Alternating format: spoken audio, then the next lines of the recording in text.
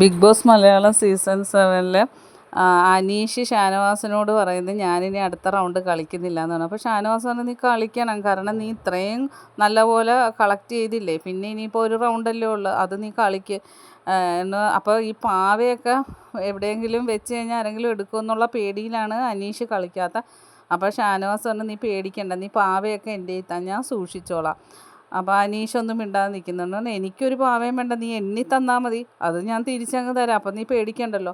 അപ്പോൾ അനീഷ് വിശ്വാസത്തോടെ ഷാനവാസിനെ പാവകൾ ഏൽപ്പിക്കുവാണ്. പക്ഷേ സെറ്റ് ചെയ്ത പാവകളല്ല കൂടുതൽ ഏൽപ്പിക്കുന്നത്, കൈയില്ലാത്തതും തലയില്ലാത്തതൊക്കെ പാവയാണ് ഏൽപ്പിക്കുന്നത്.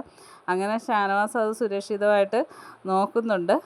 അപ്പോൾ അനീഷിന് ആ വിശ്വാസത്തിൻ്റെ പുറത്ത് എല്ലാ പാവയും ഷാനവാസിനെ ഏൽപ്പിച്ച് എന്നിട്ട് വീണ്ടും ഗെയിമിനായിട്ട് പോയിരിക്കുകയാണ്. പക്ഷേ ഷാനവാസിന് ഒരു പാവയും കളക്ട് ചെയ്യാൻ പറ്റിയില്ല, കാരണം ഹെൽത്ത് ഇഷ്യൂസൊക്കെ ആയതുകൊണ്ടായിരിക്കും, ഈ തള്ളലും ഇതൊക്കെ ആയതുകൊണ്ടായിരിക്കും ഷാനവാസ് മാറി നിൽക്കുകയായിരുന്നു.